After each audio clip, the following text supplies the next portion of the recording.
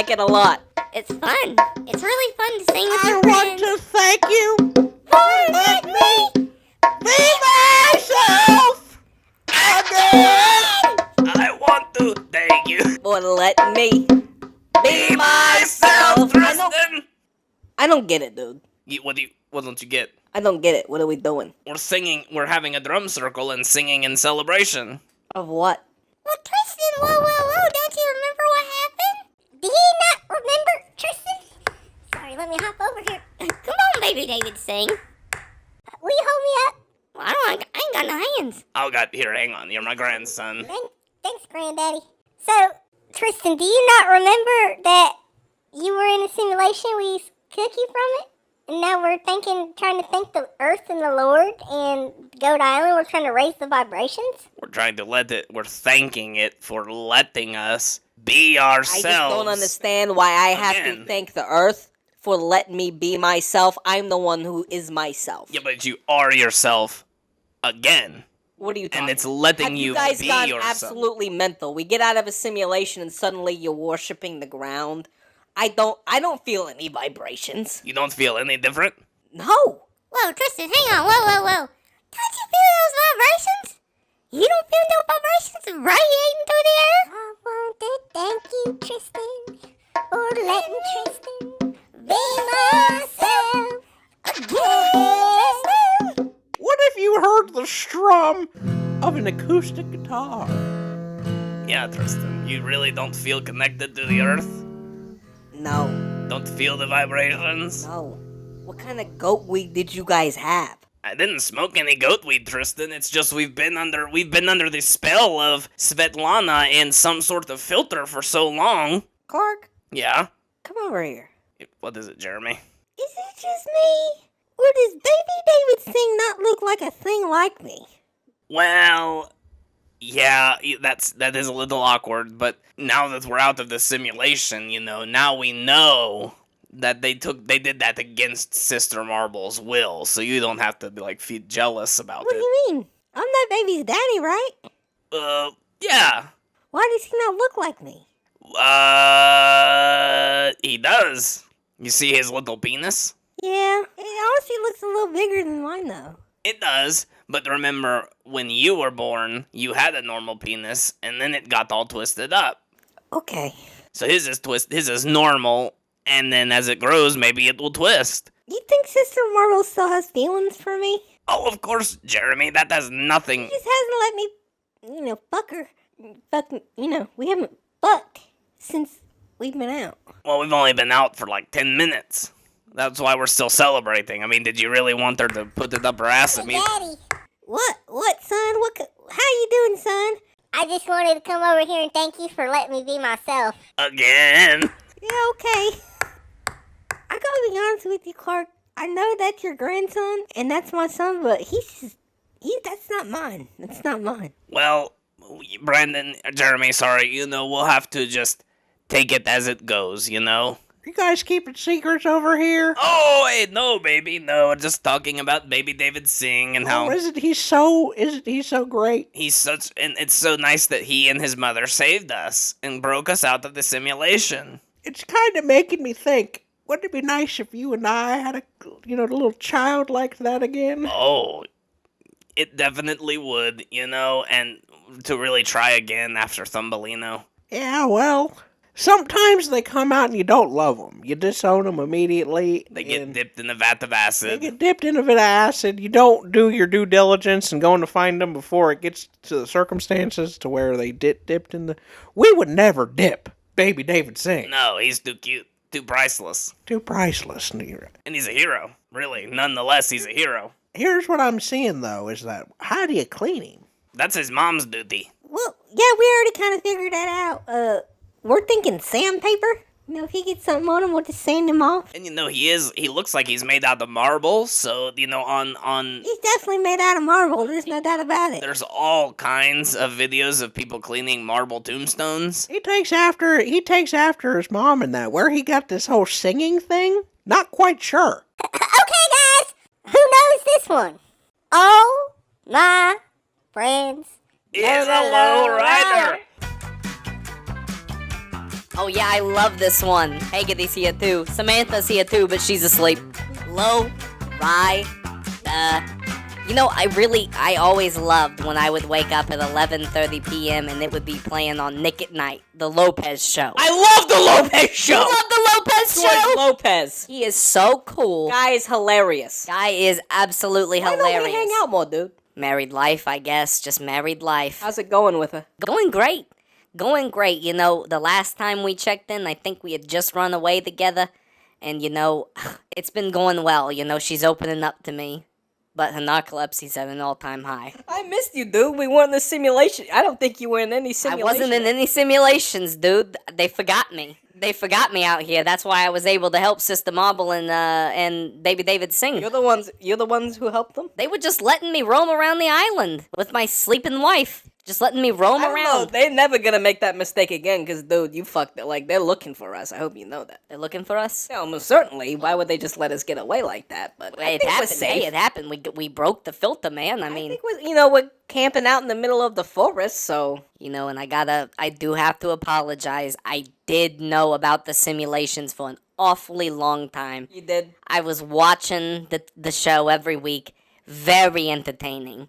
Really? Very. How was my performance? Very entertaining. So good, dude. You're one of the best characters on the show, and it's an extremely huge step forward for us sex gremlins. Really? Absolutely. They respect us more? The Russians love you. The Russians love me. The Russians love you. They were streaming How it. did they feel about Othello?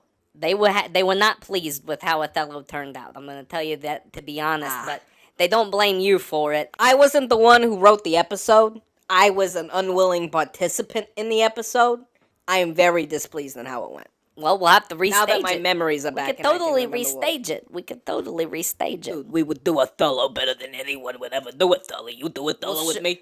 We'll go do Othello right fucking now, and we'll show those fucking Russians how a sex gremlin would really do. Okay, Othello. yeah, Let's do it. I brother. want to thank you For let me be myself again. Those two look like they're having fun. Good to see they're getting back into it. Sister Marble and Baby David sing one thing I can't wrap my head around. How were you able to get out of there and figure out all of this stuff to save us? Wait, what are you talking about exactly? How were we able to get out of there? Just kinda... I don't remember. Sister Mama, do you remember? Sorry, Mommy. What were the exact steps that you took that led to you getting out of the facility? I hopped and I hopped. And then when you left the facility, what immediate actions did you take after that? Listen, I'm tiny. You know that. You got me in the palm of your hand right now. Absolutely. And Mommy is also tiny. Well, you know those little holes they got in the wall for mouses to come through, kind of like in the Tom and Jerry? Tom and Jerry, me and my boy love Tom and Jerry. I showed him Tom and Jerry on my cell phone once we got out. I didn't know that's what it was from until Mommy showed me. He was fresh out the pussy. What was he supposed to We know? hopped in one of them little thingies, and then we just kind of hopped out the building and walked out here. Yeah, it's a mouse hole. We ran into Haggerty. And we got out we rolled out the mouse hole, we ran into Haggerty, and you know what else? I remembered a little recipe. These idiots don't know what the fuck they're talking. These idiots. How you think simulation going?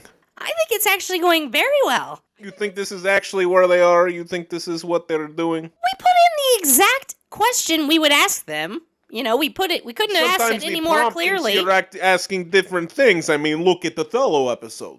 Yeah, you're right. But look, down the hallway, Hobarth has found the mouse hole that they went out. See, we're one step closer. He actually found the mouse hole. She actually found the mouse hole. I cannot believe woke culture has made its way to my premier Russian business. We have to respect people. Premier Russian businessmen. We have to respect people. We just kept, we have a woman hostage here that just gave birth to a statue.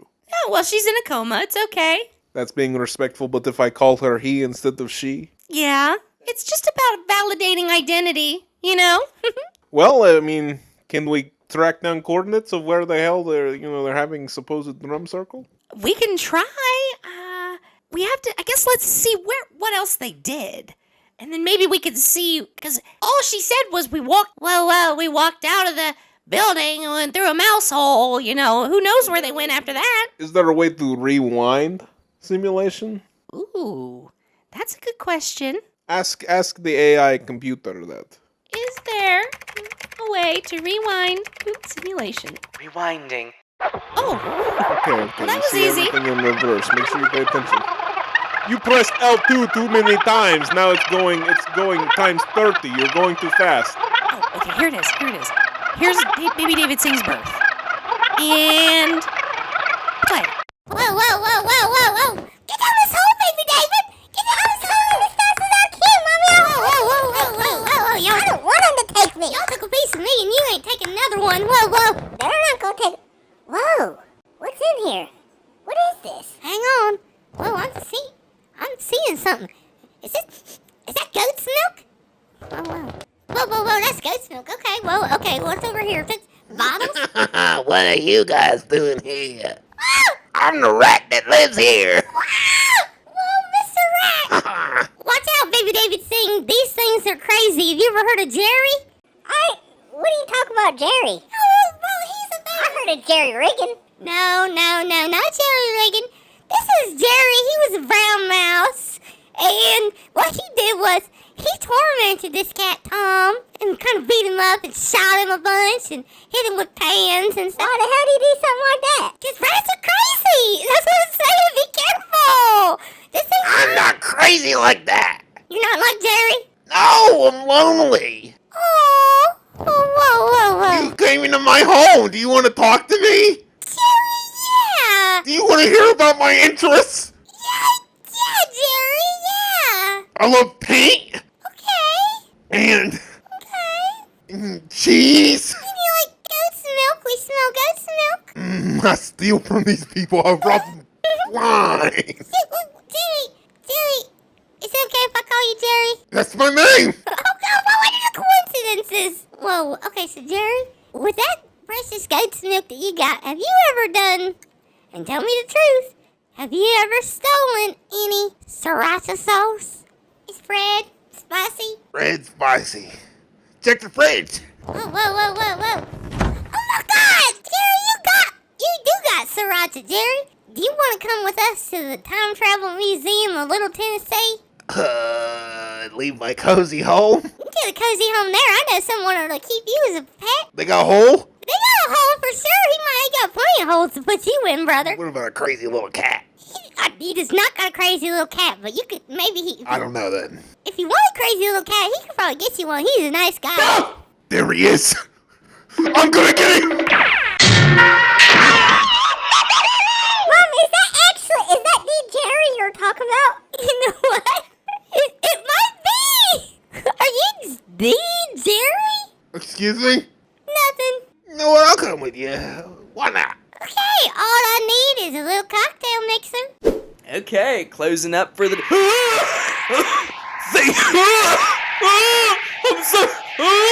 Things are materializing in front of me, bro.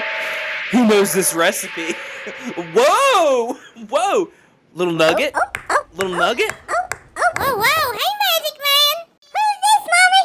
Who is it, Mommy? Baby David Sing, this is my friend and fellow Big Brother and Survivor competitor, the Magic Man. Nice to meet you, Magic Man. I want you to know my mommy taught me manners, and if I could shake your hand, I would. Oh, dude, I'll bend down and shake anybody's hand that's related to Little Nugget. So you're the littlest nugget. My mom just gave birth to me probably 30 minutes ago. Dude!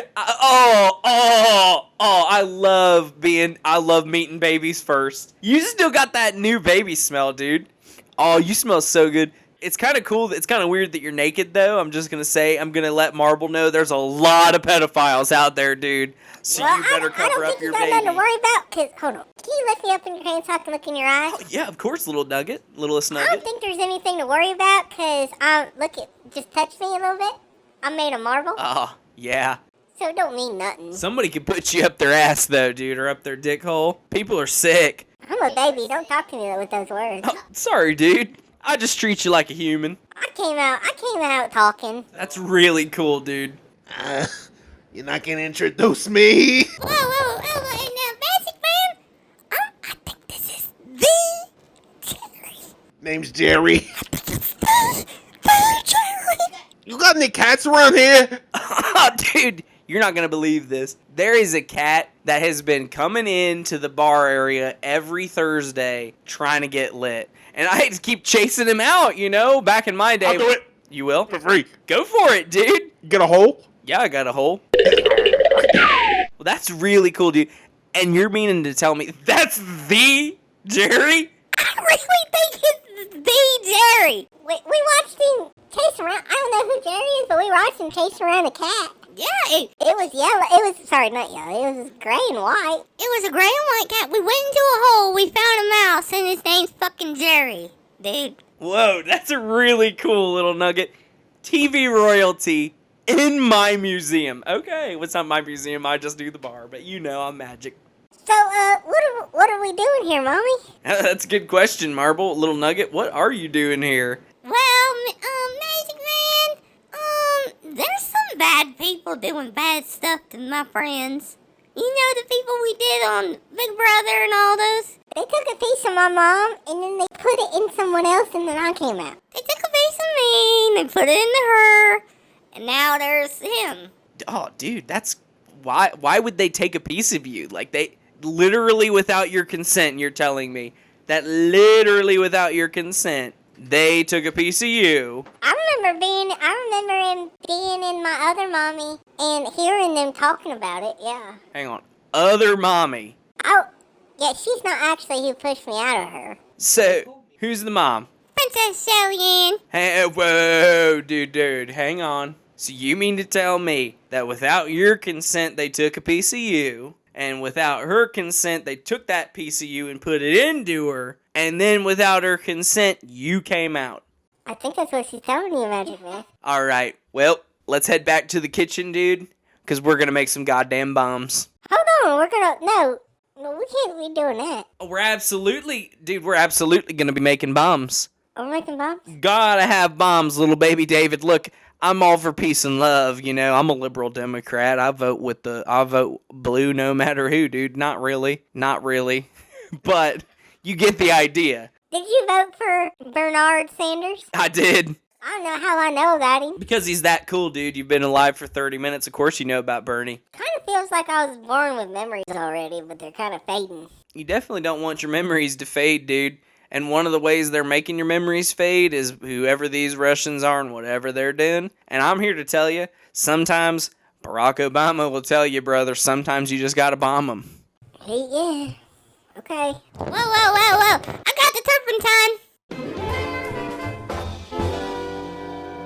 Well, I think now we understand what's about to happen. So basically, they left the facility with the mouse from Tom and Jerry, transported to a time travel museum in Little Tennessee, where they're building bombs. You told me Mouse from Tom and Jerry died. I thought Tom told me that he ate Jerry. We have not seen him in months. Tom?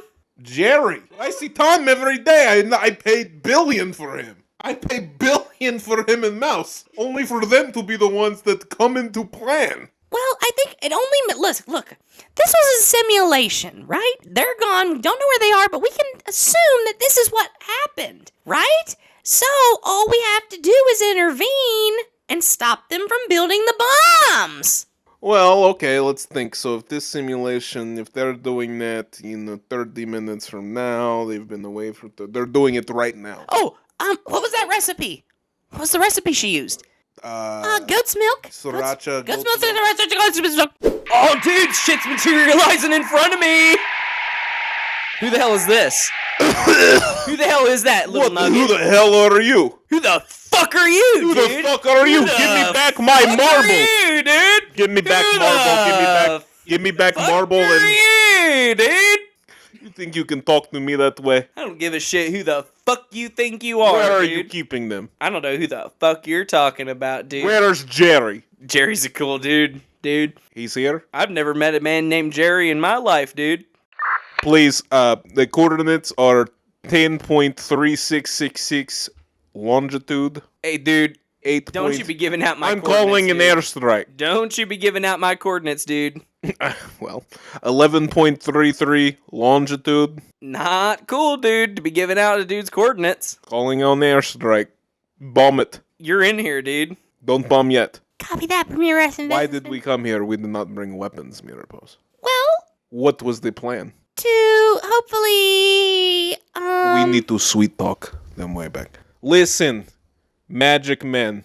Oh. Can I have a word with you, man to man? We both men. I'm premier Russian businessman, you magic man. Sure. Yeah, I mean, man to man. Yeah, that's cool. Listen, none of us like Hillary Clinton, right? Oh, I mean, no, she killed 9 Americans at least. At least. And you know, with people I know, she killed much more than that. I would say. I'm sorry for threatening to call an airstrike. Marble over here. She's a good friend of mine. She came to me in time of need. She had shit broken off of her. Oh. And she did not know what to do. My company, Premier Russian Business Company, we offer services for this sort of thing. Obviously, she's marble. How do you attach chip of marble back to marble? We said we can turn it into something for you. Well, the princess came to us just a month or two before that. Sure. She was coming down with health issues, fell into coma. Before she fell into coma, she signed consent form saying, while I'm in coma, you can breed me. Sounds like something she'd do, dude. Yes. Do you know her? Oh, yeah. Played Big Brother with her a couple times. Yeah, Survivor. She can be very... She's a cool dude. You think she's cool? Yeah, she's a cool dude. I have good things to say about her, mainly because she's been here this entire time. Listen, can I have a slice of this pizza? Sure, dude. So what do you say? You just give me my, the marble back, the baby. They were just recently born. I don't know what they've told you, but this marble there's something wrong with her. There's a piece of her missing. That's what I heard, dude. Yeah. There's only one real big downside to all that, dude. And that's since this whole time we've been talking, they've already transported over there and they're freeing our dudes. So... You're kidding me. No, I'm not kidding at all, dude. It was all a ruse to get your ass here. And now my job is just to keep you here, dude. I mean, the door, we're magically sealed in. You're never going to get out. So, I mean, could I get you a drink or something during this trying time? Boiled egg? You have boiled egg? I've got boiled eggs, dude. Pickled. I don't know if pickled... Can I have, still the slice of pizza? Yeah, absolutely, dude. You can totally have a slice of pizza. And while you're in here... You motherfucker. You will bring me to marble, or I will end your life right now. Don't care how fucking magic you are. Don't sit there and act like you're enjoying the pleasure of me choking you. You really like it, don't you, sick fuck?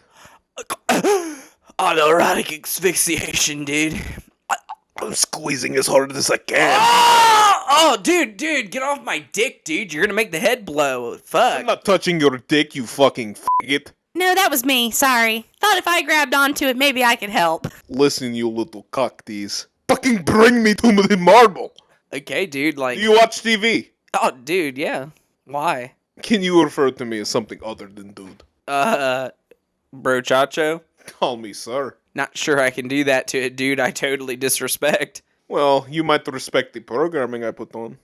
Go Thailand Gone Wild. Oh, dude, what did you do now? You know the show Goat Island Gone Wild? Nah, dude, I haven't seen that shit. What the hell did you do to my friends in Goat Island? What made them go wild, dude? You ever see any of the episodes they've done? I mean, I think I saw them on Family Feud, dude. Is that what you mean? Yes, you remember the Family Feud episode yeah. where Tristan got pinned? Yeah. I think that's what happened at the end. Tristan got pinned with the car. Yeah. Yeah. That's I my remember TV that. show. That's my TV show. Oh, dude, yeah, that's totally I had sick. them all tied up, and we were using them to feed AI. Yeah, dude, that's morally reprehensible. Absolutely awful. I don't support it You at like all. the TV show? But that was when I just thought my friends were on the feud, dude. So you do not want to see it anymore? No, dude. I mean, maybe Is there no bargaining with Magic Man?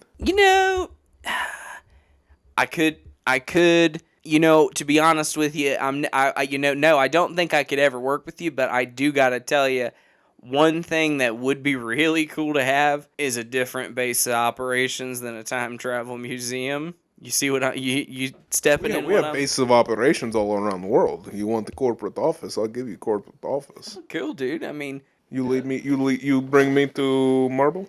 yeah. I mean, it's been about 30 minutes. You know, we can head over there, and you know, at that point, I could just maybe say whatever. You know, you got into the potions, and whatever happens, happens. You know, but I can't guarantee you that little Nugget hasn't already gotten all my friends out into safety. Well, that's about all I can ask of you. So, where you want to work, Bangkok? Bang this pussy. I'm sorry, Bang this pussy.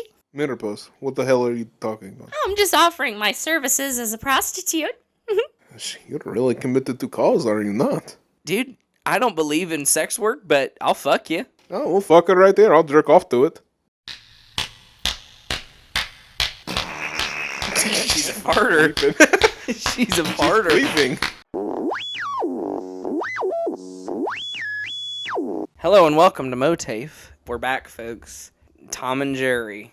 You asked, we delivered. They're now canon. You've been clamoring for it from the beginning. We've seen so many comments just begging and begging and begging and begging for the real, Tom and Jerry, to make an appearance.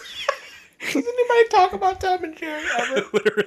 literally. I guess they did have that, they did that, movie a few years ago.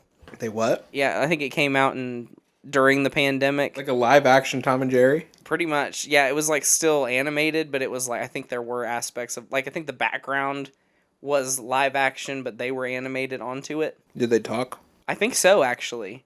I think they might have. This is real. Yeah. At the earliest, it came out in 2018, but I want to say it was 2020. Who thought of doing that? God, if I know. Doesn't that seem so goddamn ancient? Tom and Jerry? Yeah. Or the pandemic, pre-pandemic? Well, both. But doesn't Tom and Jerry itself? Oh my god, you're right. They actually did do this. Yeah. I have never seen it. And don't really have an interest to, but, honestly, now that we have mentioned I'd like to see that on now my I kind of Letterboxd. do want to watch it. Yeah, I'd like to see that. It seemed really unbelievably random when it did come out. I don't know who thought that was a good idea, and I really, honest to God, hope that it was a failure. Sorry, I was trying to remember the last movie I watched. I don't think I've watched any movies recently. We watched the Pitch Perfect series while we were in Hocking Hills. That seems like a Hocking Hills sort of thing. Yeah, they're not very good. Were they on DVD just sitting there? No, we streamed them. We streamed them. They're streaming there now? Yeah, we had Wi-Fi at our cabin. Really? Yeah. Wow. Yeah, it was nice. And so I don't even know why, but Taylor just suggested, what it was, we were scrolling through Peacock and looking for a movie, and they had Pitch Perfect 2. And Taylor was like, oh yeah, that's a good movie, we should watch Pitch Perfect 2. And I'm like, well, I've never seen Pitch Perfect. And she was like, let's watch it. I'm like, whatever, it's vacation. Yeah. It's kind of vacation vibe. It's not vacation vibes, but I'm like... It kind of is, though. Yeah. It's like... mindless entertainment. Yeah. Yeah. And I've always, honest to God, I've had an actual aversion to the whole, when the movies were coming out, I'm like, that is cringe. Anybody who likes it's cringe. The Cup song's fucking cringe. I love Brie to death, but I thought it was so unbelievably cringe that she performed the Cup song at Chiller Thriller or Spring Fever, whichever one it was. And she stood, it was in the middle school. It was after we had transitioned to doing those at the middle school instead of at the high school. And I remember she stood on the ground instead of on the stage, but she stood at the front of the stage and then used the stage as the table where she did the Cup song drumming. That's interesting. Have you heard the Cup song? You know what I'm talking I about? performed it. I'd hate to say it. Stephanie made me at the time. Yeah. Yeah. And I wanted to die when it happened. Mhm. The song How does the song go? I got my ticket for the long way round. 2 bottles of whiskey for the way. And I sure would like it. You gonna miss me when I'm gone. Yep, you're gonna miss when I'm gone. Yep, that fucking song played on the goddamn radio. It did. I hated it. Yeah, we didn't see the movie before that, so it ruined it for us. I don't think we would have liked it at that time anyway. No. Even I felt like we were too old for that to be like, whoa, wow. yeah, but here's the thing that I wasn't expecting. I really thought it was for kids or like a family movie. Is and it it not? sort of is, but it's not. a family movie, really. I mean, What? it's somewhat vulgar. Like Pitch Perfect PG-13? 1, I think it is technically PG-13, but like at some point in the first Pitch Perfect, I looked at Taylor and I'm like, what is this rated? Because like I thought it was for kids.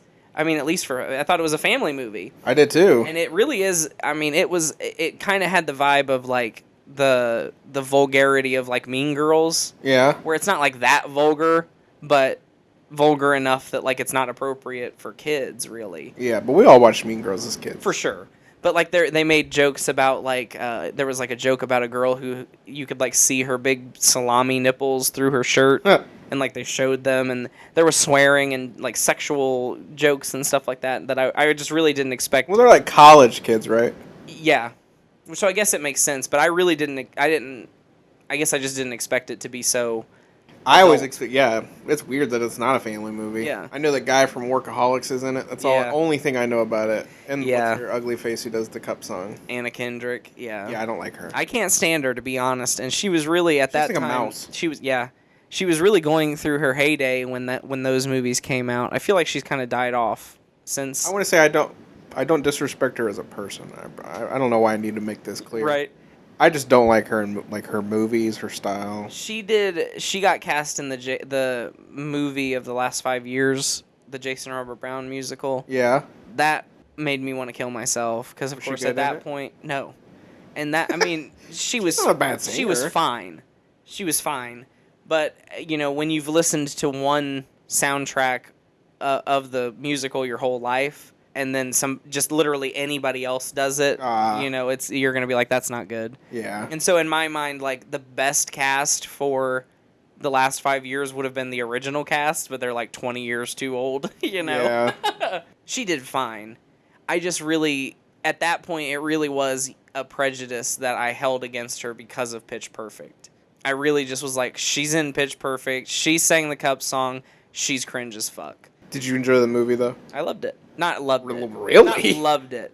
I think I gave it like a 3, but on Letterboxd, But it was a fun movie Enjoyed to it. watch. Yeah, and the first one was definitely the best. The second one was definitely the worst, which was interesting to The have third happen. one was better than the second? The third Is there one, 3? yeah, there are 3.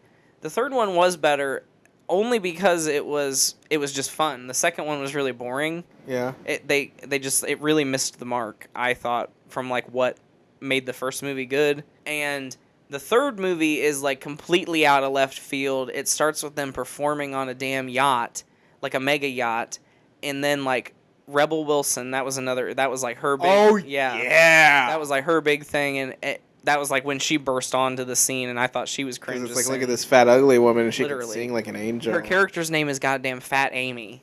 But in the third movie, it's kind of centered around Fat Amy, so to speak, because she's that popular. And like literally in the title sequence, they're singing on the boat, and Fat Amy comes out, sprays John Lithgow with a fucking fire extinguisher, sets off bombs on the plane, and they all jump on the yacht, and they all jump off the yacht as it's exploding, and it's like Pitch Perfect 3. And I'm like, what the actual? Did What? they jump the shark? Like, Literally. Yeah, but it was fun. It worked. okay. It was so much better. It's like the second movie took it so What the seriously. fuck are the that it movies was about? boring Just as them like sin. singing against other people, right? Yeah. So like the first movie, Anna Kendrick's character goes to college. Or maybe she was already in college. I can't remember, and her dad, I think she goes to college. Yeah, or it's a new college, and her dad is a professor at the college. And he's like, you need to get involved. You need to join a club. Like, do you have any friends? She's like, no. And meanwhile, there's like an ongoing a cappella, renaissance on the campus for whatever reason. And they've got like 4 different a cappella groups. And the all-female a cappella group is kind of stale. They wear like stewardess uniforms. And they've sing like the same songs. They like, I am woman, hear me roar. It was just like, kind of lame. Well, that's the one that she ends up getting cast in. Okay. And so she's kind of this like DJ who likes to mash up songs. And they start going to these competitions and losing because the other a cappella groups are just cooler and have like cooler songs or cooler arrangements. And that's kind of the tension of the movie is like this new girl comes in and she's got the idea that's going to help them win, but they're resisting it. And they're up against the boys. Yeah. Okay. It was somewhat win? entertaining. Yeah, of course. Yeah, of course. What was the ending song that made them win? Honest to God, I don't remember. Okay. Not that. The music isn't that. I was surprised at how many of the songs I have heard, specifically the Pitch Perfect version, through like TikTok. Oh, I'm really? like, oh, that's from Pitch Perfect. I didn't know that. Really? You know, yeah. So, a lot of the music, at least from the first movie, did have some, lasting appeal. I guess like in the same way like High School Musical music. Yeah, does. let's listen to that shit. But the second movie, I can't even remember what it was about. It just missed the mark so bad, so boring. Almost didn't want to finish it. We like paused it like 7 times to do other It stuff. kept coming back? Yeah, like I'd be like, all right, let's try to finish this movie. We'd watch 10 minutes, and I'd be like, do you want to get in the hot tub? We'd go get in the hot tub, come back. We'd watch like 10 more minutes, and I'd be like, do you want to have sex? Like, Yeah. like, just do anything else. We went out and had a fire. So, suffice it to say, I guess I would recommend the Pitch Perfect series just as like I like having series of movies to watch. It's fun sometimes, Yeah. And I saw recently you did the Pirates of the Caribbean. I saw that? Yeah, I saw you like commenting on like, who Zach Baker's status. Loved him. Yeah. Loved It's the one of Pirates. those. That's another. Never one. saw him Yeah, as a that's kid. One that I was always like, I would never watch that. You've never seen him? No. Dude. I've always had an They're aversion so to fun. big series that everybody else loves. I did too. It's a fault. It's a personality Yeah. fault. Yeah. Yeah. Because it's like as soon as I watch them, I'm like, oh, I wish I would have liked this at the Yeah. time where I could actually talk to people about the movie. But it's like I talk to people and they're like, I kind of remember that. Hallie Shrimp was the biggest fan of those movies. Get it though. But my God, what a cringe woman. Yeah, that's the thing. You and I really relate on that because a community will ruin something for us entirely. Yeah. Abigail and I have been watching anime recently. Oh. You know, I used to dabble in it a little bit. Yeah. I've never been like an anime nerd by any means. But I haven't watched it in years just because I can't stand the people who watch it. Right. I don't want to be that person. But as soon as I start watching it again, I'm like, God damn it, I wish I wasn't limiting myself because this Right. shit's good. For I don't sure. care if they don't like it. Yeah. I mean, I don't care if I don't like the people who do it. Right. It happens to me all the time, though. Yeah. You and I both. But you're talking about your little vacay. I want to hear Yeah. about it. I want to hear about the dang old adventures you've been on. You've been around the world, don't jet speak setting. the language. Yeah, jet setting. I feel like we hung out with Bree and her girlfriends, and then it was like only a couple days later that I left. I feel like. We hung out like that Saturday before you left. Yeah. So you left on Thursday, and Yeah. Well, it felt like we had seen each other not too long before then, but just then a few days. then it felt like I've been gone forever. After that, it was a nice long vacation, but really after the last day, I was like, okay, I'm ready to get back, to regular life, I guess. Yeah. But we went to New York, and at first we drove, of course, because for whatever reason I just don't like to fly, and even though I have, the longer I'm on the ground, the more I feel like that's where I'm supposed to be. Agreed. And Agreed. yeah, like, Completely. yeah. I do not want to fly. Right. At all. It's like I will. Makes me nervous I guess, just thinking about it. Right. So obviously, but even in the lead up to the trip, I was really dreading having to drive. But it was one of the best drives ever to New York City. Like there Really? was hardly no traffic. I did not. Also, you're driving like a Thursday Yeah. during the day. I did not hit any traffic from Ohio all the way to until I was about to get into New York City, and it was like 3:00. And at that point, you can't be mad. Right. And I'm like, well, I made it literally like I could see New York City before I hit traffic. Wow. So I was like, I feel like I'm already here. Yeah. Yeah, it still took like an hour to get through the Lincoln Tunnel because it was so busy at that time. Yeah.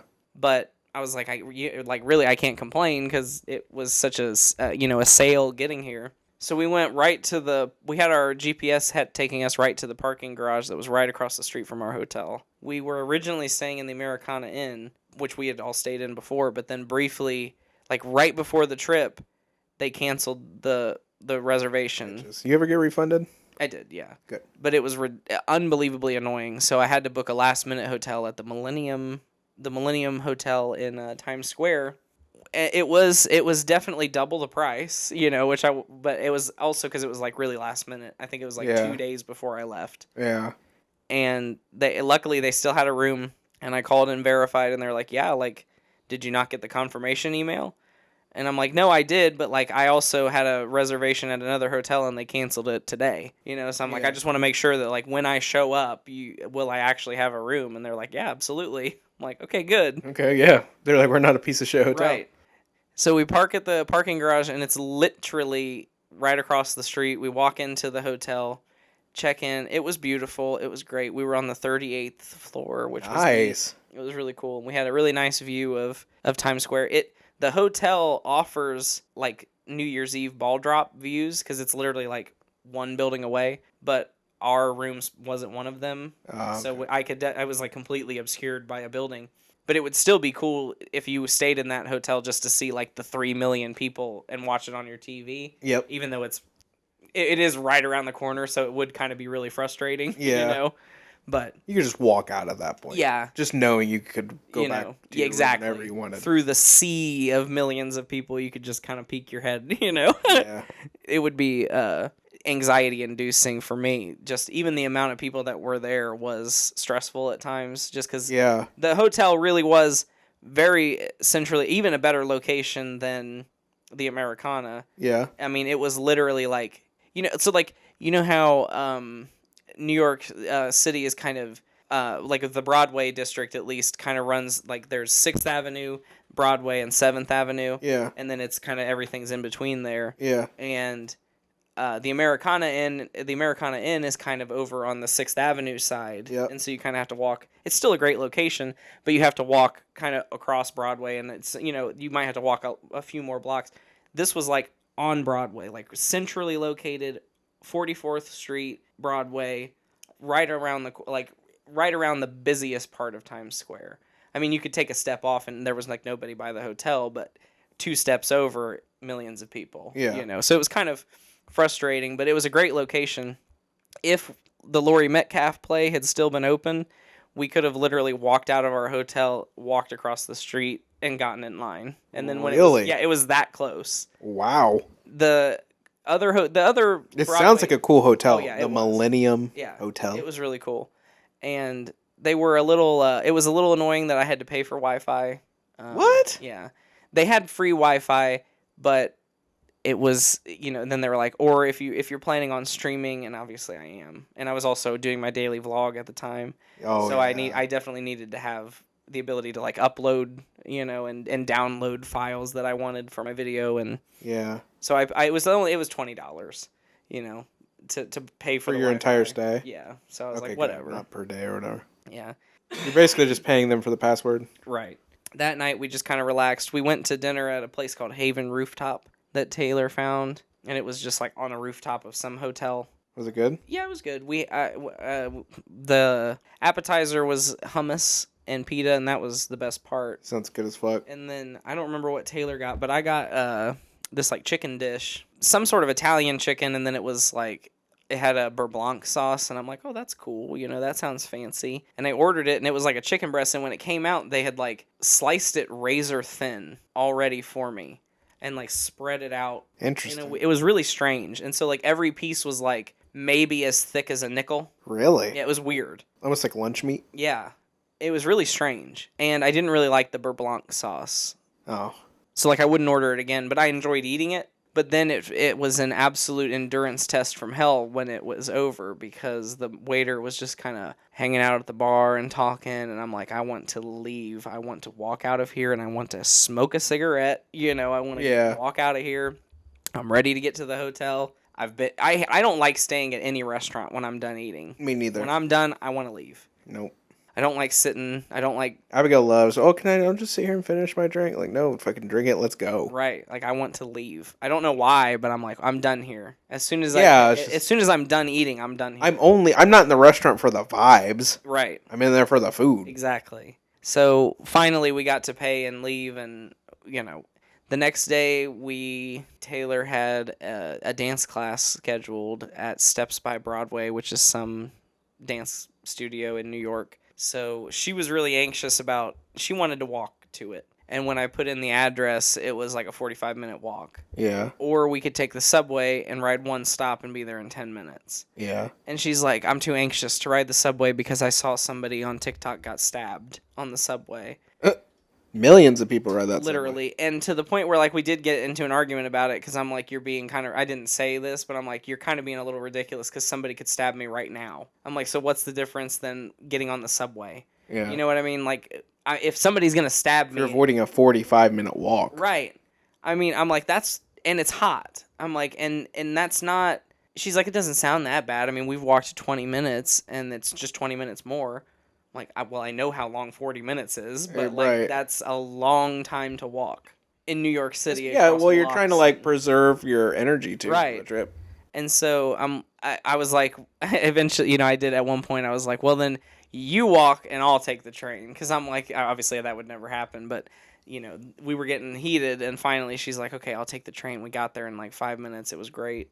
No incident, of course. She was like, oh, it's not as bad as I Right. thought it was going to be. So I got her into we had gone to the La Duca store, which is a dance shoe, like the end all be all dance shoe, and she got a pair of the dance shoes there, and then we took the train over to the class. She took the class. While she was in class, I was originally just gonna sit. It was an hour class, I think. I was just gonna sit outside and like find a spot. It was kind of close to Central Park. I walked like 2 blocks. It took like 10 minutes to walk 2 blocks because they were long blocks. And finally get over to Central Park, and there's no entrance where I was at. I didn't know it was a walled park. Really? Points. Yeah. At least at the part where I was, it had a wall. Because on the other side, it was like a forest. It wasn't a part where you could like just walk into. Interesting. And so I looked I found a bench, I pulled up Google Maps, and the closest place where I could walk to and get into Central Park, even though it was literally right on the other side of this wall, was like 6 more blocks. What? And I'm like, okay, fuck that. I'm like, I'm just gonna sit on this bench. So I sat on the bench for a couple minutes, and I'm like, why am I just sitting here? Like, why am I just sitting here? So I get back up and I walk over to back closer to the dance studio, and I'm like, I'll just sit here and wait for her class. I do that for about 5 minutes. I scroll on my phone. I'm like, why am I just fucking sitting here? I'm literally right by the subway station. I pull out my phone and look at the map, and it's like, train leaves in 1 minute. I'm like, I just got up. I went back to the hotel, and I just watched Kitchen Nightmares for 45 minutes, walked back to the subway, and got back in time to pick her up. Are you serious? Yeah, it was great. That's easy. It was awesome. Then on the way back from her dance class, she was exhausted, and I'm like, now imagine that you were going to walk 45 minutes home. Right. I'm like, so thank God for the subway. We went to Gordon Ramsay Fish and Chips for lunch, which is his fast dining, fast casual. I didn't know what to expect, because when I walked by it's new. It's opened relatively recently. I've never heard of it. Yeah. And you know how, like in New York or in Vegas, it was like Gordon Ramsay burger, and there's Gordon Ramsay steak. Well, this is Gordon Ramsay fish and chips, which I guess there's also one in Vegas too. When we walked by, there wasn't anybody in there. I didn't notice it at first. We started walking by, and then I was like, wait, that said Gordon Ramsay. And it's literally across the street from our hotel. I'm like, literally on the same street. I was like, how did I not notice that? But there was nobody in there, but they were open, and I'm like, oh, that's not a good sign. Yeah. So we ended up going in the next day for lunch, because I'm like, we've been watching all of Gordon Ramsay's shows. Like, there's a current MasterChef season running right now. We've been watching that, and then out of boredom, we rewatched Hotel Hell, and then when that got boring, we rewatched Kitchen Nightmares until that got boring. But get this, a new season of Kitchen Nightmares. I wish Hotel Hell. But a new season of New Kitchen Nightmares starts this month. Really? Which, that's pretty cool. That is pretty cool. I think it would be interesting to I thought see. that show's done. Me too. But we were looking out the window of our hotel room, and there's all the fucking billboards in Times Square, and it rotates, and I'm like, wait, did that just say new episodes of Kitchen Nightmares? And then I literally stood there for 5 minutes waiting for all the ads to cycle through, and I'm like, it did. I'm like, September, I think it's like September 25th, maybe. Yeah, that billboard actually worked. Yeah, I was like, holy shit. I was so excited. And because what are the odds? Like, while I'm rewatching Kitchen Nightmares, they announce a new season of Kitchen Nightmares. I thought it was pretty cool. But immediately what I thought was, well, if they could revive Kitchen Nightmares after like they could 8 definitely years, revive Hotel Hell. Literally. And they were already only doing it like every 3 years. So it's like, you could totally do it again. I mean, it made me feel like there could be a time when Hotel Hell comes back, and that will be a fucking momentous day for me. Fuck But yeah, already, Kitchen Nightmares is pretty important. Anyway, so we go to Gordon Ramsay Fish and Chips, and it's fast food. So that's why nobody was in there, because it's carry out. Oh, okay. You can dine in, but it's literally like, the same amount of people who would eat in at McDonald's were in there. Oh, So okay. that makes more sense. When I walked by, I'm like, there's nobody in there, and it's a Gordon Ramsay restaurant. But it's because most people would take it to go. So I just got the fish and chips meal. As you would. And you can choose multiple sauces. The only one that sounded good was Gordon's Tartar. And I think they had like honey or like, some sort of honey sriracha. They had I some don't want other that. sauces that you would probably like. Fish. I just went tartar with my fish. And so we took it back to the hotel, and there was a little bit of a repeat of what happened at Gordon Ramsay Burger, where I took the first bite and it brought tear to my eyes. Really? Not as bad. Not at like obviously in Vegas, I think was a little enhanced by the fact that we were also about to see Celine Dion for me, and that I actually did cry eating the burger. This was just like I teared up. It was so fucking good. Really? And I hope I don't just sound like a Gordon Ramsay fanboy, because like I know he didn't make it. I was expecting you to say it wasn't that good. I didn't think it would be. I really didn't. I've gotten to the point in my life where like I don't order fried food from restaurants because it's so bad. Yeah, because the oil they use is usually pretty gross. And it's just it burns your mouth immediately, and just it never has a good flavor. I don't think. Most of the time. We would go to so many restaurants in Savannah when people would come visit, and I would always like try like, I'm gonna get the Southern fried chicken. Fucking disgusting. It was disgusting and greasy as sin, or it didn't have any flavor besides grease or or salt. This was hand battered to so perfection. good, so good. I've never like tasted something that was fried and it wasn't like greasy. It wasn't, you get a piece of fish from like Long John Silver's and it's like dry and wet at the same time. This was so. I don't even know if it was fresh. I feel like you don't even have the memory to like come back and like tell me like what I've never had fried fish that has like tasted wow. It was so good. The fries were delicious, and Gordon's tartar. Oh, you're making me want to go right now. Gordon's tartar, dude, was the best part. Really? I like used like the whole fucking. They gave you 2, but I only ended up using 1. But I used like every ounce of it because it was so fucking good. It tasted like a tartar sauce that had like a garlic aioli in it. It really reminded garlic me. Garlic aioli is the base. Yeah, it really reminded me of like it had like kind of the flavor of that dip at Spinoza's. Oh, garlic aioli. Fuck yeah, dude. But then with tartar sauce too, and it worked so well, so flavorful. I loved it. Taylor was still feeling kind of exhausted from her dance class. She doesn't like fish, so she got the chicken meal. Yeah. And she ended up throwing it up. But I don't think that had anything to do with Gordon. You sound like a Gordon Ramsay apologist. Yeah, I really don't think it had anything to do with the food. I wouldn't expect the chicken. I mean, it's Gordon Ramsay, so I'd expect the chicken to be good. Yeah. But not to the level of the fish and chips at a restaurant called Fish and Chips. Yeah. And especially, Fish and chips, it sounds good. I know. Like some good fish and chips. For sure. That sounds great. Yeah, absolutely. And it was so good. And it was, I think it was cod specifically. They mentioned that it was cod on the menu, and it was so fucking good, dude.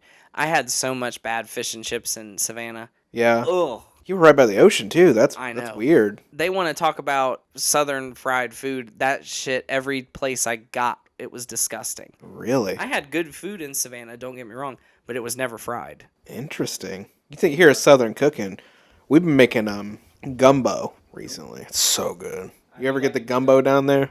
I did have it once down there. So good. And also Alicia Sells, her sister-in-law, I can't remember her name, they lived in New Orleans, and when she would come up and visit, she would always make gumbo too. And it was, of course, it was a white woman's gumbo, but it was so good. I want a fucking fat black ass woman's gumbo. Like I want some fucking. Me too. Sounds good. Absolutely agree. And then that night after, I was pretty content after my meal. I was having a hard time with coughing. I think I got sick right the day we left. Oh, really? You were sick? Yeah, I was snotting. I was COVID coughing. going around. Yeah, I was snotting and coughing a lot, and it was certainly exacerbated by my smoking and vaping. So I was coughing a lot, and I ended up having to get cough drops. Yeah. Because I was like, it was that bad. It was making your throat sore?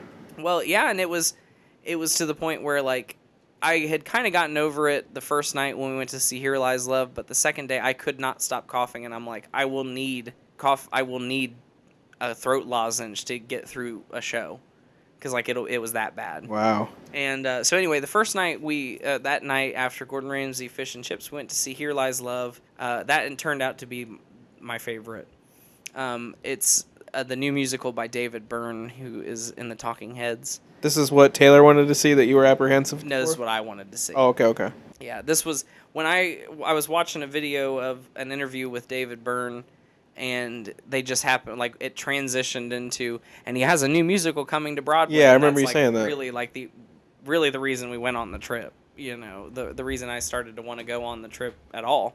It was really interesting. So it's the story of Imelda Marcos, who is the wife of a dictator in the Philippines, and it like charts her rise from like being a poor schoolgirl to becoming basically the dictator herself. Yeah.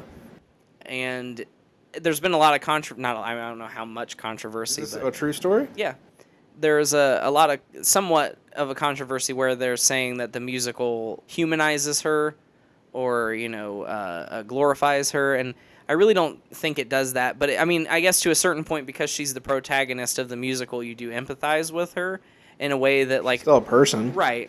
But in the way that, like, maybe you don't want to empathize with the dictator. Like, we don't need to make a musical that, like, empathizes with Hitler, you know? Because, like, he's a monster. Well, I think it would be really interesting to see, like, what would turn a regular person into, like, a dictator. Exactly. And that's kind of the vibe of the show, that I feel like some people just look at it at face value and say, God, you know what I mean? Broadway people, Right. that's too much.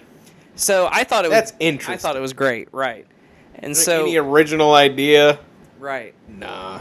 We had they redid the whole Broadway theater. It's just the Broadway theater on Broadway, and they redid the whole like orchestra. So they like extended the stage and like created this nightclub. And so the theater. So you can buy a ticket basically on the stage, and then the lowest level of actual seating that exists in the theater is the mezzanine.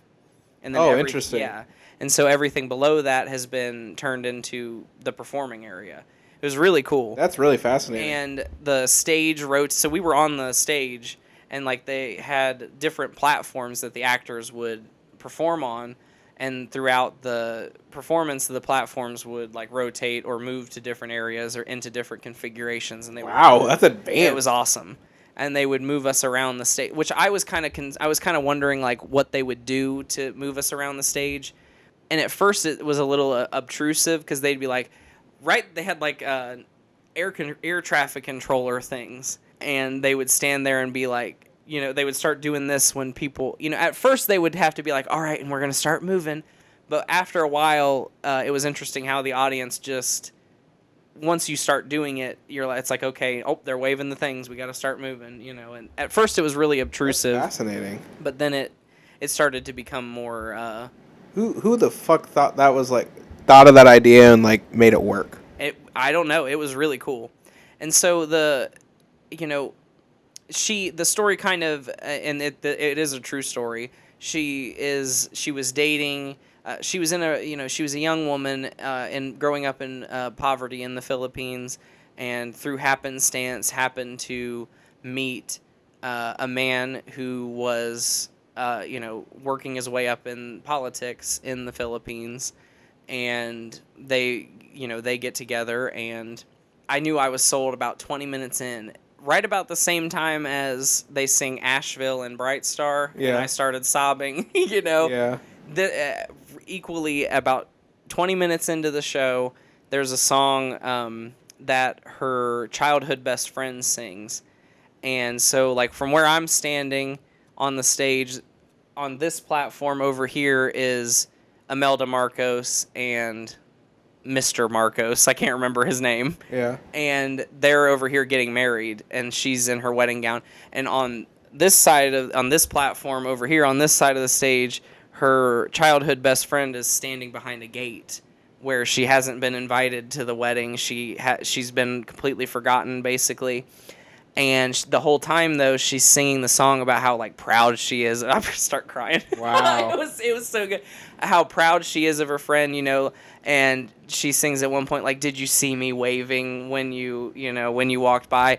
But the chorus that she keeps singing over and over again is, how she looked when she passed by. Because she was just, like, it was this beautiful refrain where she's just, like, so happy for her friend, and she just looks so beautiful, and like even though she didn't acknowledge me at all, like it was such a beautiful day. Yeah. And I was just like, it was weird though, because like we're kind of surrounded by people standing here all together, so I was really choking back the tears. I really didn't let myself feel it as much as I wanted to. If you were in a seat and you could cry, nobody would know. Oh yeah. I just like in Asheville, I was letting myself sob during that song. Because it feels a little more private when you're in a seat. There were people like literally like right there looking this way at me because the person's right here, so it was, but yeah, I was literally like, oh, I'm sold, because to me, if there's a little bit of an emotional investment, I'm in there. That's what I want a musical to do to me. Yeah. And one other, the show was really interesting altogether. It was, a lot of good performances. One thing that I feel like, is worth mentioning was it was really neat that like at this far end of the stage where the actual theater seating started in the mezzanine, so the floor level seating or the stage level was level 1. There was like a little step up that eventually they moved some of the audience onto, including Taylor and I, which was maybe like 6 feet above the stage. Yeah. And then from that 6-foot platform there was like a maybe 2 or 3 step staircase that the actors would go up, and now they're standing on the floor of the mezzanine, and that's also part of the acting space. It was really fucking cool. Interesting. They used so many parts of that theater. At the very least, when I walked away, I was like, that should win some sort of set design, Tony, some sort of set design, Is this lighting. the first show that's been there since they redesigned it? Yeah, and they redesigned it for that show specifically. And so, Are you serious, really? Yeah. So I'm hoping. I don't Do you know. think other shows could work with it? No. Yeah, maybe. Are they going to tear it down? Maybe, just but for yeah, that? yeah. When the Are you show serious? closes, yeah, they'll definitely kind of put it back to how it was. Interesting. Yeah, they do some like theater renovations. Not anything as big as they did for that, but like when we went to see Sunset Boulevard in the Palace Theater, they had like removed the first like 30 rows of seats and extended the stage out For the orchestra? Yeah, and like it didn't really make that big of a difference to us. But then like once Sunset Boulevard closed, the next show they probably put those 30 seats back in. That's like top 10 moments of my life. Absolutely. I still think about that was one of the best about it all Broadway the time. experiences ever. And I can't stress it never happens that somebody would win a Tony Award for a role like 20 years ago and then revive that role 20 years later. I've never seen it done. Really? In a full production, like you might see like, oh, Bernadette Peters is performing a song from Sunday in the Park with George for the first time in 40 years. She's not doing the entire whole Right. show. And so just the balls that it took her to Glenn Close to do that, and I think still deliver a fucking phenomenal performance, including Absolutely the incredible fucking amazing. orchestra. I wish I could go back and replay my memories. Absolutely. I thought my hands would bleed. Right. I thought my hands would bleed. I was crying during that whole show too. Absolutely. It was beautiful. Absolutely. I think right around the perfect years where it started to really get me. Absolutely. Wow. Oh, it's Great so good. show. So good. Great story. Great songs. Great performances. Absolutely. 10 out of 10. But we're talking about your trip right now. I would give Here Lies Love at least maybe a 9 out of 10. Wow. It was very good. I really liked it. Who was the man who did it? David Byrne. What else has he done? He's from the Talking Heads. Oh, that's what you said. Yeah. He's done another. interesting. He's done a couple of he did I don't American know any Talking Utopia. Heads song. I don't Yeah. think. Do you? Well, there's I think they're one of the ones 80s that band, right? 70s, 80s, yeah. One of the ones that I didn't realize was theirs, but that I do know is "Let the good days go by, let the water flow and let the days go by." That's in like every movie. Yeah. And another one that's really famous, but I don't really like, is "Psycho Killer." Oh, yeah. Qu'est-ce que c'est? Yeah, that's Hate that David song. Byrne. Yeah. A lot of their other music I like, but I really dislike that song. Really dislike that song. So then the next day we kind of, I don't remember, we got food in the morning, I think, and then we went to Harry Potter and the Cursed Child, Yeah, how was that? which opened in 2018, I think. It was awesome. Really? It was really awesome. There is a level of fan fiction to it where it's like, how can we get Severus Snape into this? And how can we show Albus Dumbledore? Like there is Sure, yeah. there is a level of fan fiction to it, but it was cool. I mean, and to be a 3.5-hour play, I mean, it was really engaging. There were, probably in the last like 20 minutes of the first act and the last 20 minutes of the play, I was like, okay, I'm ready to be done now. Like, Yeah. let's get to intermission, let's finish the show. But overall, to be a 3.5-hour play, I thought it was really good. Okay. A lot of the magic was really cool. Some of it was a little cringe, but then after a while, they got to some of the cooler effects, and it was really cool. That's cool that they're able to like practically do it on Yeah. stage. Some of it was like one thing that I really don't, and it was just a physical thing that happened. When in the movies when they go through the flue, the fireplace, Yeah. and they do that on stage, which was really fucking cool. Where they're just backstage and the fire's burning and like there's a scene happening, and then all of a sudden they appear through the flame, and you can see like when they're doing it like it's just a slide. Oh, sure. But what was really impressive was as they slid out, they almost came out completely parallel to the floor as they were sliding out, and yet they were. I don't know how they did it. They would slide out completely parallel, like they came down a slide, and then they'd be standing. It must have just been some sort of physical thing they have been trained to do. Interesting. But it was so impressive that I'm like, how did they do that? Like, I didn't see them You go. think I could like find a video of it somewhere and see it? Probably. But it's like I'm feeling Probably like have recordings. if I slid out of the slide and I'm parallel to the floor, then I'm gonna be sitting on the floor and I'm gonna roll over like this. Right. I'm gonna prop myself up. I'm gonna put my hands on my knees, and then I'm standing. And it was seriously like they came out of the slide and they were up. I don't know how they did it. Huh. It was neat. I mean, and it's such a simple little thing that I know. I mean, I could see that it was a slide. I just don't know how they stood up so fast and with seemingly no effort. That was what was interesting. And there was a moment where they take polyjuice potion, the transforming Yeah. potion, and they literally transformed into another actor on stage. Of course, they were standing on a trap door, and the cloaks were really big, and so like one person just lowered their head in, and the other person lowered their head out. Yeah. But it was really cool. I mean, just to see it done on stage. And like in the movies, where like there's that famous scene where Hermione in like the 7th movie or whatever, she drinks polyjuice potion and she turns into Bellatrix. Yeah. And and so like in the movie, Helena Bonham Carter is playing Bellatrix, being played by Hermione Granger, and everybody was like really impressed by how it turned out. Yeah. Well, they did basically the same thing in the play, and it worked just as well. I was like, I know that is just the actress who plays Hermione, but she's playing Hermione being played by Scorpius Scorpius Malfoy, and it worked. I thought it was really neat. Yeah, I like when they're able to pull that off. Yeah. And have you read it, The Cursed Child, or have you? No. Oh, okay. No, I've never seen anything about it. Royal had bought and read the script at one point. I think he bought it thinking it was just a book, because like they kind of marketed it like the 8th Harry Potter book. They did, yeah. And then I think he read it anyway as a play. But the thing that I was really weirded out by, so the story is basically, like 20 years later or whatever, Harry, Ron, Hermione, Draco, all their kids are now going to start their first year at Hogwarts. they're still main characters too. But really, the main character is Harry's son Albus. Oh, he named him after Dumbledore. That's Yeah. nice. And Draco's son Scorpius.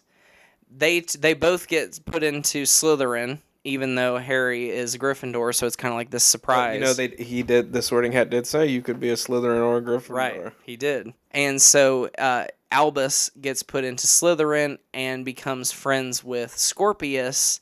And obviously that's like crazy because Harry and Draco hated each other. So this is like, you know what I mean? That's crazy. The play very explicitly in so many ways, except for actually coming out and saying it, heavily implies to the point where it's painfully obvious that Albus and Scorpius, by the end of the play, are lovers. They're gay, they're in love, and they will be dedicated to each other forever. Okay. But they never kiss. They never say, like, I love you. They're not like, we're gay. The play doesn't mention it. But anybody who sees that play could not have walked away without any other interpretation. So why not just say it? I kind of like it like that. I see what you're saying. I see, in a one way it is like, well, they just happen to be gay. But it's like, it's kind of like when after all of the books come out, J.K. Rowling says Albus Dumbledore's gay. Yeah. It's like, so that's not representation because we didn't know it when we were reading it, I don't think she said it to be representation. I feel like it's kind of like we have canons for our characters that don't necessarily make it to the things. You're right. I guess when you think of it that way. I feel like she was kind of just like, oh yeah, in my mind he was always gay. Yeah, I guess you're right. That does make sense. It didn't have to make it to the thing for it to just be a thing in her head. Right. Because in reality, she's the world builder. It could be literally whatever she wants. You're right. You're absolutely right. I kind of like that she did it like I like the idea not of like being like, oh, why even mention it? I just like it like it doesn't have to be a fucking story point. Right. But the thing is like it was, but they wouldn't come out, and so they would be like at one point Harry Albus is talking to Harry and he's like, Dad, yeah, son. And he's like, Scorpius is probably the most important person in my life to me. He's like, I know, son. And he probably always will be, Dad. I know, son.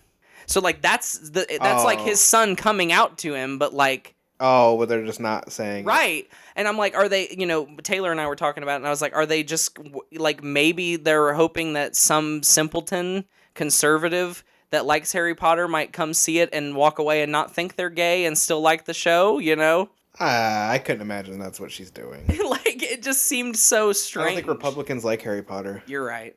I don't know, it just seemed so weird to me that I'm like, it's like you're almost like the whole time the show is like... the show about their relationship? Kinda. Really kinda. Huh. Yeah, I mean, obviously I'd there's... like to see this now. Do they not have like a professional recording of it that I could watch? I don't think so. Man. I don't think so. I thought they made a movie of it. Mm-mm. Not that I know of. Not that I know of. No, I'm not sure. I'm not sure. I really think they did. If not, they should. Maybe they didn't. And I mean, yeah, there are a lot of other plot points. Like, one of the main themes you could say is, like, Harry and Albus finding their relationship together, too, because, like, Albus is kind of like, I hate living in your shadow because you're, like, the most famous wizard in the world, and I'm just, like, your fuck-up son, That's fascinating, yeah. And that kind of stuff. But is J.K. Rowling, does she have any kids? I don't know. I don't think so. I feel like that can mirror her life if so, but... Yeah, it could be. I thought it was... I really did enjoy it, and I thought it was really good, but I just thought it was strange that after all that time... Because maybe I'm just a faggot, but the whole time I'm like, oh, they're totally going to kiss right now, and then they don't. I'm like, oh, they're totally going to kiss right now, and then they don't. Yeah, I mean, I feel like the whole audience was rooting for it. I feel like the whole audience would have been like, woo! You know what I mean? Because that's what it seemed like it was all building to. It's kind of brave to not do it. You're right. It's not pandering. You're right. Yeah, you're right. I think that's why I like it, because it's not flat out pandering. You're right. Though one could argue that a lot of the show kind of was, because they did shoehorn a lot of gay stuff into it, but it was cool. You just kind of accepted that it was cool. Like, they would, they end up, the whole play revolves around the use of a time turner and going back in time and messing shit up and then having to go back and do it again and messing this shit up and going back and do it again. Like the thing that Hermione had in the... Exactly. And so that's how they work out getting Snape back into it. Because like they accidentally do something, and when they go back at the end of the first act, they go back in time to like do something, and then when he comes back, Voldemort was never killed. He's still in power. Snape's still alive. That sort of, and they're in a completely alternate timeline. Oh, interesting. And then Scorpius like gets to meet Severus Snape, who in the real timeline's obviously dead. But it's like, to me, it was like, okay, like they know we really wanted to see Snape, and even though he's dead, they figured out a way to get him in here, Yeah. But it worked. You just kind of like, I just kind of like had to suspend my disbelief and be like, yeah, that's cool. I saw Snape, Yeah. It wasn't Alan Rickman, though. I know. That was the hardest. He was not a very good Snape, but you did have to, like Hermione was played by a black woman. What? Ginny Weasley was a black woman, so you just kind of had to be like, okay, that's Hermione. Fuck was Ginny a black woman? She just was. Was Ron's son black? No. How the fuck was Ginny Actually, black? no. Yeah, they did have a black daughter. Ron was black? No, Ron was white, but Ron's married to Hermione, who's black. And then Harry, who white, is married to Ginny, who's black. And Harry and Ginny had white kids, but Ron and Hermione had a black daughter because Hermione's black. But how is Ron's sister black? There's no, yeah. It's not canon It's just at all. gender. It's, this modern day Hamilton casting. Bro, that's dumb as... You really had to suspend your disbelief, I'll be honest with you. I don't want to see it now. But once it happened, and I was just like, okay, that's Hermione. I mean, there was never a point in time where I, was like, yep, that's her. But I just was like, yep, that's supposed to be Hermione. That represents Hermione. Right. That's dumb. Yeah. I'm going to be... That's dumb. It was a little dumb. It makes me not want to see the show. Yeah. I'd be fucking pissed. Because I was thinking about, maybe me and Abigail could take a weekend trip out there or something and fucking... Well, I guess she's moving, but... Lord... Not going to now. Not going to now. So then we went back to the hotel and relaxed for a little bit, grabbed some 99-cent pizza, and then we went to see Kimberly Akimbo, which was the best musical winner this year. Written by the music was written by the same woman who did Fun Home, so I was really excited to see it. And then Victoria Clark, who played Kimberly in the musical, won Best Lead Actress this year, so I was really excited to see her, and of course she was out that night. That sucks. Yeah, so we had an understudy, and I still feel like I saw the show, but I did, after seeing Victoria Clark perform at the Tonys and seeing how much energy she brought to the character, and then seeing the understudy, there was the woman had no energy. Really? She was, she serviced the part, she said the lines, she stood in the spot, and she sang the song.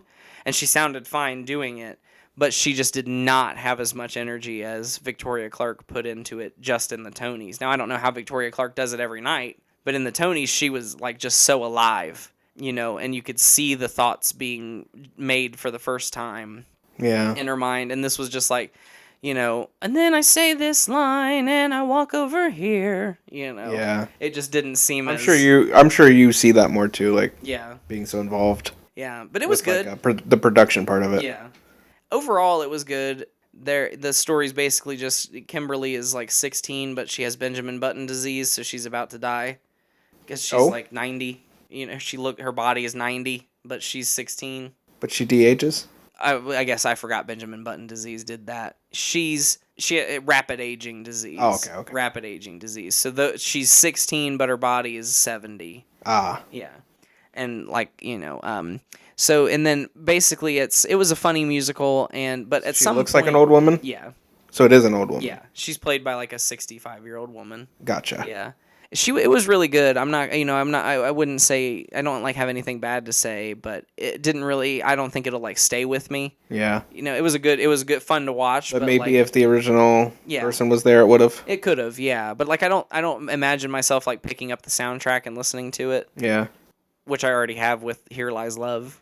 Sounds like you have, yeah. And there was a song towards the end when she starts to acknowledge that she's about to die that I did start choking back tears, but it had nothing to do with the show, and it was only because I was thinking of my sister. It had nothing to do with the show at all. the show did not endear me enough to like make me cry about like the characters themselves or what they were going through, but just the thought that she was just singing like, while I'm still here, like do this with me, say this to me, and I'm like, my sister's dead, so like it was just hard to sit through, but it really had nothing to do with the characters or the show itself. Just what she was saying at that time and having gone through a death, So it was a little emotional, but after we left there, we went across to literally right next door to Junior's where we had eaten earlier in the day because they had a milkshake that was specifically themed to the show. And we were going to get it for Kimberly Akimbo, and we were going to get it and go back to the hotel room. We walk into the takeout area, and they're like, that's dine-in only. Well, fuck you. So she just ended up getting a different milkshake. Took like 20 minutes for this milkshake. You have to drink it inside? It comes with a piece of birthday cake served on top of it, so they serve it in a glass. That's dumb as fuck. I know. I'm like, can't we just have the milkshake? Without the cake? Yeah, like it was, whatever. So and it took forever for them to give it to us, and I was so pissed. But we finally made it back to the hotel, enjoyed a night of sleep, and then we headed back to Ohio the next day, and again, didn't hit any traffic. Didn't even see a single car through the Lincoln Tunnel out into the... How? What time did you leave? 8 a.m. You didn't see a single tunnel? I wouldn't say a single car, but I mean, not any piece of traffic at all leaving the city. Like there were, but it was like all moving. There were certainly other cars, but we were all moving in a way that it's like it didn't bother you that there were other cars on the road because there was enough space between everybody and we were traveling so smoothly. Wow. It was awesome. Couldn't have asked for a better travel. And then we had 5 days in Hocking Hills, and it was mostly just relaxing. We celebrated my birthday with we went mini golfing. We did some hiking. That sounds really fun. Mini golfing. Then that evening we had a 6-course meal. Yeah, you told me about that. At some restaurant. It was an inn in the area, the Scottish Inn they call it. And when we got there, we checked in, and it was a beautiful place. So it couldn't be on Hotel Hell. But it was totally the type of character of a woman who owns a hotel that would have been on Hotel Hell. Yeah. If the restaurant was doing bad, she would be a perfect candidate for the show because she just was such a character. She was like, all roads lead to me. I'm the innkeeper here. We'll check you in, and poetry, the bagpipes will guide you into dinner where Chef Tyler... She was just like ate up in the head. And when dinner...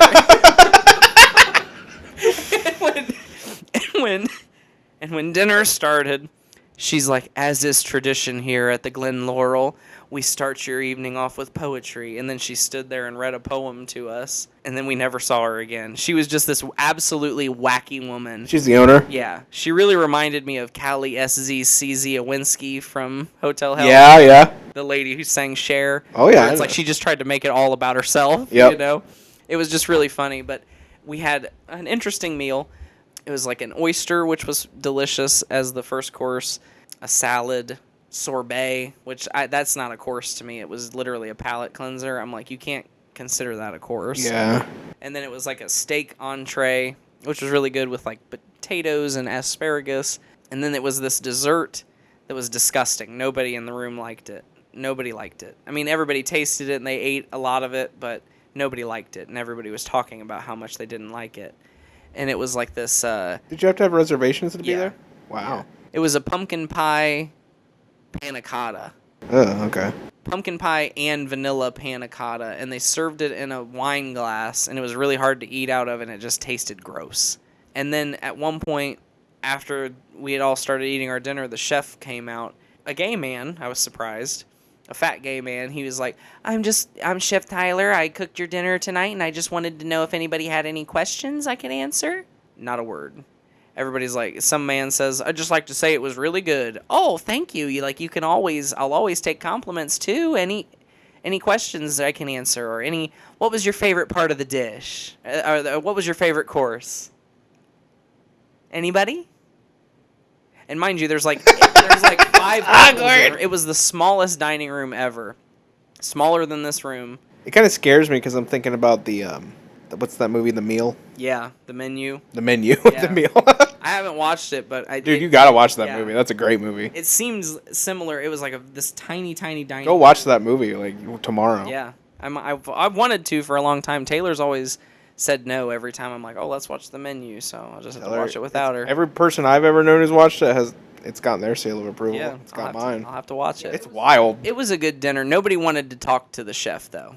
Nobody wouldn't wanted want to to. talk to the chef, and so finally when he it took Especially with the last thing being something I did not like. It was awkward. Finally, he walked out, and it took forever for them to bring around the checks. Now, you prepay $190 for that. You prepay, and Pre-tip?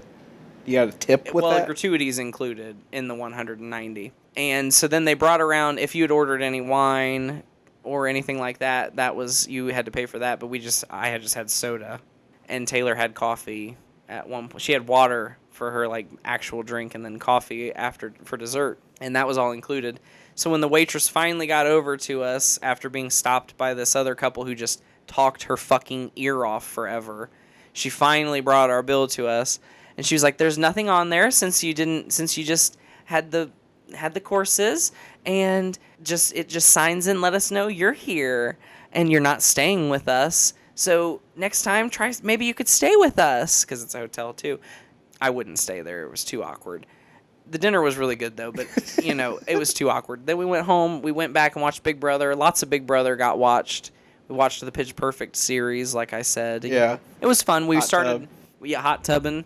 We didn't even remember to take our bathing suits because we had intended to skinny dip anyway. Yeah. But to the point where, it's funny that we actually didn't take them. So, we forced ourselves to actually skinny dip every time. Even in the middle of the day? Yeah. We picked up... at one of the trails, they had a little gift shop, and we picked up a signed copy of a local Ohio author's Bigfoot book. Interesting. And then read it at the fire, which was fun. Yeah, it was nice. Hey, baby. It was a good time. What up? What up?